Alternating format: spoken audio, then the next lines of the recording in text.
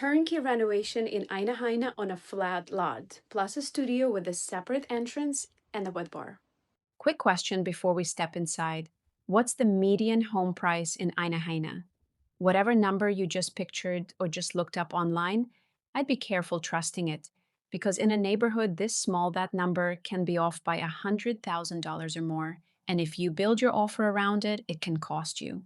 Stay with me, because I'm going to show you what the data actually reveals about this pocket of Oahu's Diamond Head region, and exactly how to read it before you buy. Welcome back to Island Living Oahu, where I do Oahu home tours paired with a real Oahu, Hawaii real estate market update on every single one. This is one of those neighborhoods that doesn't make a lot of noise, but if you've been shopping the south side of Oahu, you already know Aina Haina is hard to get into. Homes here don't come up often, and when they do, the good ones move. Before we walk through this one, here's my promise for the next few minutes. I'm not just going to point at finishes and tell you they're nice. I'm going to give you the actual market data. What's selling in Aina Haina right now? How this pocket compares to the wider Diamond Head region and to the entire island. So by the end, you can decide for yourself whether this home makes sense for you.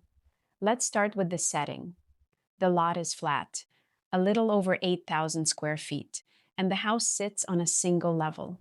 No stairs, no split levels, everything on one floor. On Oahu, that matters more than people realize, because so many homes in these older neighborhoods are built into a hillside, with the yard going up or down from the house.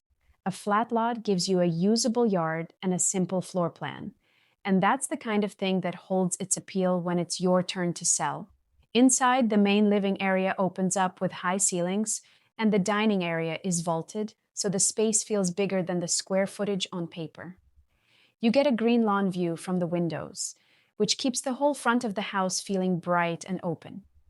I'm going to keep the room-by-room walk light, because honestly, the finishes speak for themselves on camera. What I want to spend your time on is the part you can't see, the numbers behind this neighborhood. This neighborhood is tight. Right now, there are only about 4 single-family homes actively for sale in the entire neighborhood. Months of supply, that's how long it would take to sell everything currently listed at the current pace of sales, is sitting under 2 months here. Anything under 3 months is a seller's market. The whole island is closer to 3.5, even 4 months. So this neighborhood is meaningfully tighter than Oahu as a whole.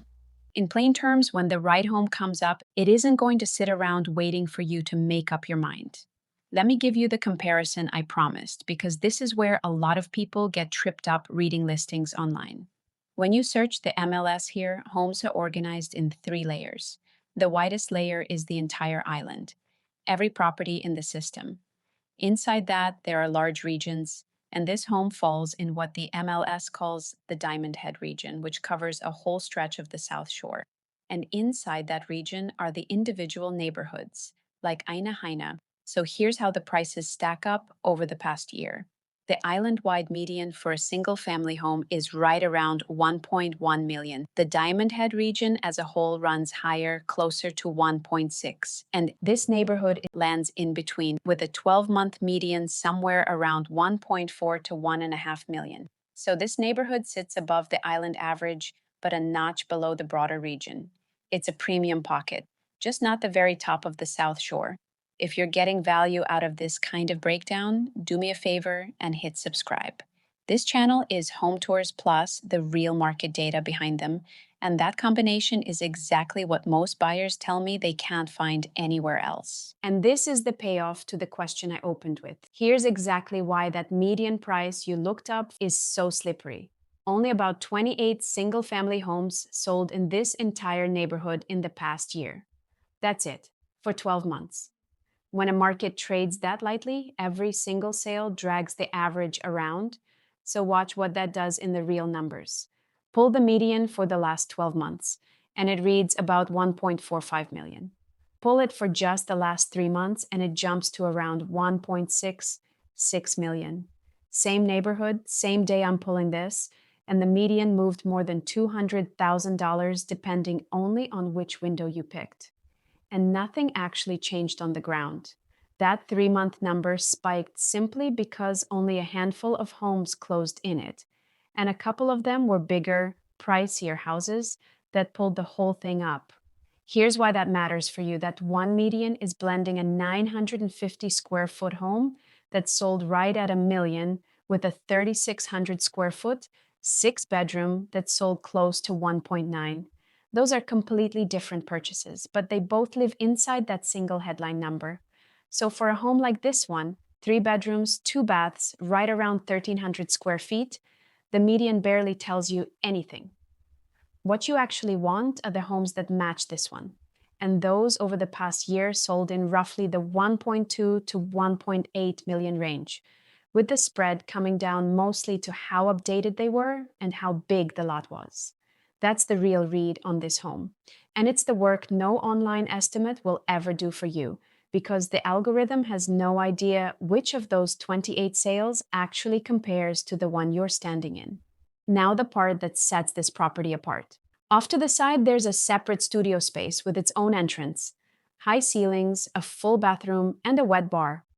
There's a sink and a spot where probably a cooktop used to be, with a vent still in place. There's no cooktop and no refrigerator in there right now, and that detail matters more than you'd think. Here in Hawaii, there's a real legal difference between a wet bar and a kitchen. And it's worth understanding before you tour anything with a bonus room. On Oahu, you're only allowed one kitchen per home, and the county has a specific definition for it. A full kitchen is a sink, a refrigerator, and a stove or oven. A wet bar is different. It's just a counter with a small sink, and it's allowed to have a little refrigerator, but it cannot have a stove, a heating element, or a 220-volt outlet to run a range. That one line, whether there's a real cooking setup, is exactly what separates a legal wet bar from a second kitchen. And the second kitchen is what matters, because once you have a second kitchen plus a bathroom plus its own entrance, the county can treat that whole space as a separate dwelling unit. And to be a legal second unit, it has to be a permitted ohana, or accessory dwelling unit, which comes with its own requirements: a minimum lot size, an off-street parking stall, and a real permit on file with the city. So back to this space. Because it's just the wet bar with no stove and no cooking setup, it sidesteps that whole second kitchen question. It reads as flexible bonus space, not a separate unit. With its own way in and out, it can be a guest suite, a home office that keeps work completely separate from the house, a studio for whatever you create, or simply extra room for whatever your life needs. And here's a thought for anyone looking long-term. This lot is over 8,000 square feet, which is comfortably above the minimum where a permitted accessory dwelling unit even becomes possible on Oahu. So if a future owner ever wanted to explore turning this into a true, legal second unit down the road, the lot is at least big enough to start that conversation. Though you'd want to confirm every piece of it, the parking, the infrastructure, the permits, with the city first. And that's the real lesson for any home you tour, not just this one. Anytime you see a separate space with its own entrance and especially its own kitchen, don't take "it's all permitted" or "it's a legal second unit" at face value, no matter how confidently the listing says it. Have your agent pull the actual permit history and confirm what's on record with the county. While we're on numbers that get misread, let me give you a quick one on value because it comes up constantly. The price a county assesses a home at, for property tax purposes, is not the same as what the home is worth on the open market. Assessed values are updated on the county schedule, and they often lag behind a recent renovation or a moving market.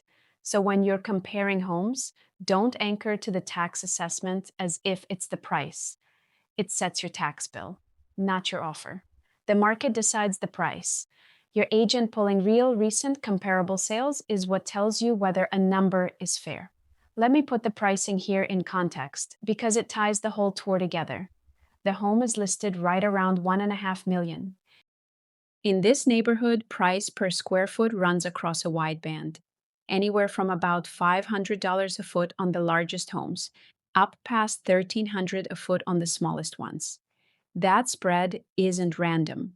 Smaller homes almost always carry a higher price per square foot because so much of a home's value is in the land and the location, not just the interior walls. It's a little like buying anything in bulk. The per unit price comes down as the size goes up. So if you ever compare two homes purely by price per foot, make sure they're a similar size, or that number will mislead you badly.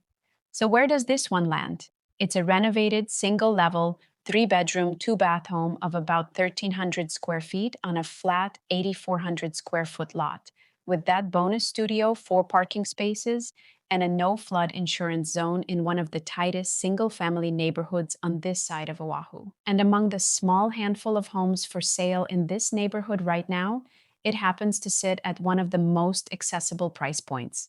The others on the market run higher. So, for a buyer who's been waiting for a way into this neighborhood without taking on a renovation project, this particular combination is worth a serious look. If you're even thinking about buying or selling on Oahu, this is exactly the kind of analysis I run for my clients before they ever write or accept an offer. The comparable sales, the days on market, the real story underneath the numbers. Reach out, send me a message, and let's talk through your specific situation. I'm Aksana with Island Living Oahu. And if this was helpful, subscribe so you catch the next one.